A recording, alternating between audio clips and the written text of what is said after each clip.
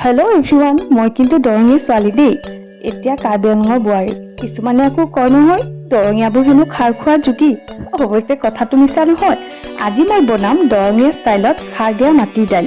একদম ৰঙা হোৱাকৈ খাৰ দিলে উফ কি যে সোৱাদ। প্ৰথমে মই কেৰাহীখন বহাই মাটিৰ দাইলখিনি অকণমান ভাজি ললো আৰু ভালদৰে ধুই মই কুকাৰতে মাটিৰ দাইল লগত আকৌ দিছো কঁঠাল গুটি দেই। বতৰৰ ফল খাবলৈতো আৰু মজা। তাৰপিছতে মই কেৰাহীখন বহাই অকণমান তাত তেল দিলোঁ, নহৰু দিলোঁ, পিঁয়াজ দিলোঁ, ভালকৈ ৰঙা হোৱাকৈ ভাজিলোঁ আৰু দিলোঁ হালধি। তাৰপিছত বইল কৰি থোৱা দাইল আৰু কঁঠাল গুটিখিনি ইয়াতে ঢালি দিলোঁ।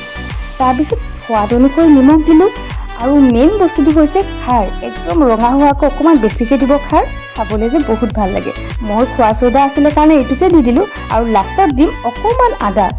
আৰু এয়া আমাৰ হৈ গ'ল দৰঙীয়া ষ্টাইলত একদম ৰঙাকৈ বনোৱা মাটিৰ দাইল। ভিডিঅ'টো চোৱাৰ বাবে বহুত বহুত ধন্যবাদ। See you next time. Bye bye.